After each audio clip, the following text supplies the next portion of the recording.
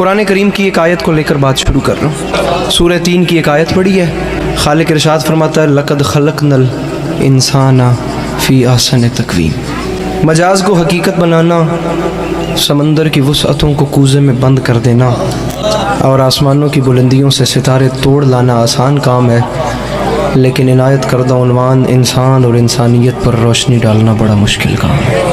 انسان خداوند عالم کی تخلیق کا وہ عجیب و غریب شاہکار ہے جسے خلق فرما کر خالق انسان نے، خالق لم یزل نے اتنے فخر سے ارشاد فرمایا کہ اس کے فخر کا عالم یہ تھا، زمانہ سن لے، انا خلقنا الانسان، اس انسان کو میں نے نہیں، اسے ہم نے خلق فرمایا۔ پھر ہم نے اس انسان کو خلق فرما کر اس کے فانوس دماغ میں شمع عقل روشن کی اور پھر اختیارات کی قوت سے نوازا۔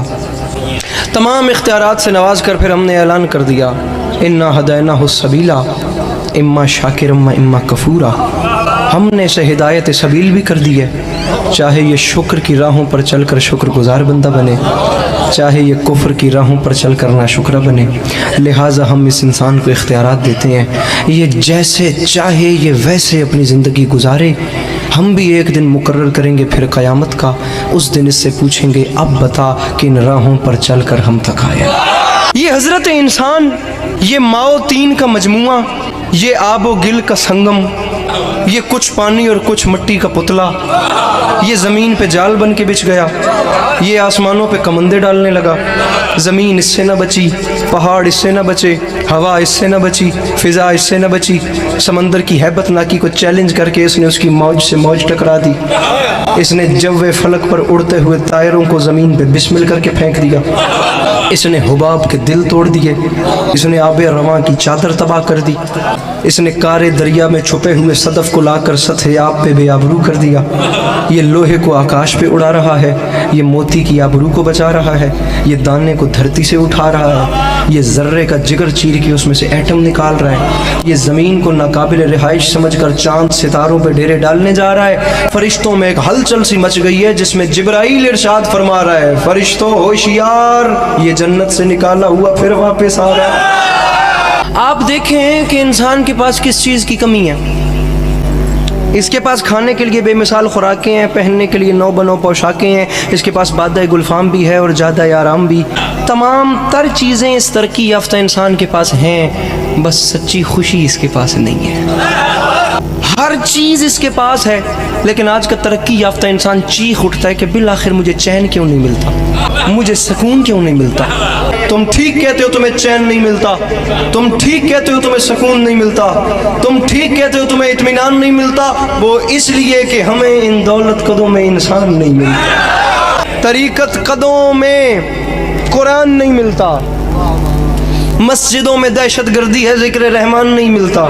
ملے بھی تو کیسے ملے؟ کیونکہ مردوں میں رسول کا طریقہ نہ رہا اور عورتوں میں حسین کی ماں کا سلیقہ نہ رہا۔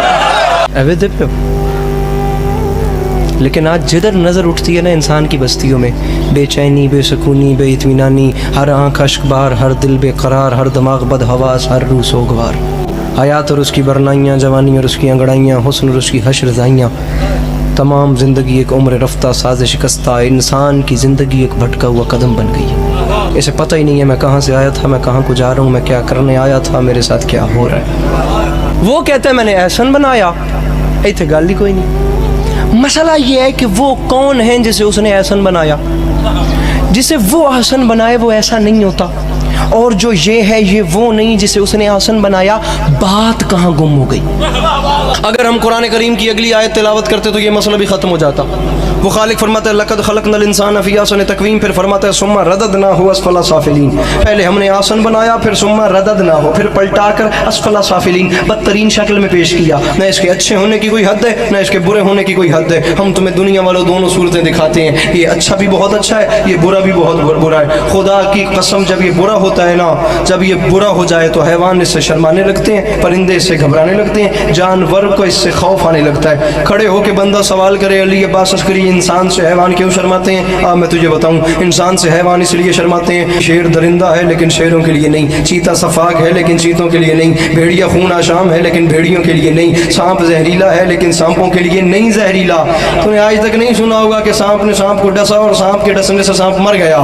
تمام دوسروں کے لیے زہریلے، خون آشام اور خدا کی قسم یہ اس قسم کے وحشی ہیں، لیکن انسان جب اسفل السافلین اور بری منزل پہ آتا ہے تو اپنے ہی بھائی کا لہو پیتا ہے، یہ اپنے ہی بنی نو کی ہڈیاں چباتا ہے، یہ اپنے ہی گھر میں بیٹی جیسی رحمت کو زندہ دفن کر دیتا ہے۔ جب یہ برا ہو جائے تو اس کے برے ہونے کی کوئی حد نہیں، لیکن پھر خدا کی قسم تاریخ کہتی ہے جب یہ اچھا ہوتا ہے نا تو کبھی شہ سوار برق رفتار ہوتا ہے، کبھی انجم شکار ہوتا ہے، کبھی تہذیب کا دیوتا ہوتا ہے، کبھی ارتقاء کا پروردگار ہوتا ہے۔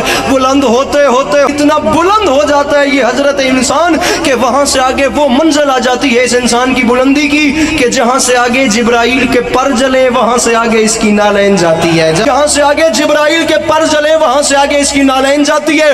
کبھی حیوان شرمانے لگتے ہیں، کبھی فرشتے سجدہ کرنے لگتے ہیں۔ احسن تقویم اور اسفل سافلین کو انسان دو ناموں میں تبدیل کر دیتا ہے۔ سمپل سی بات ہے، ایک کو یزید کہتے ہیں، دوسرے کو حسین کہتے ہیں۔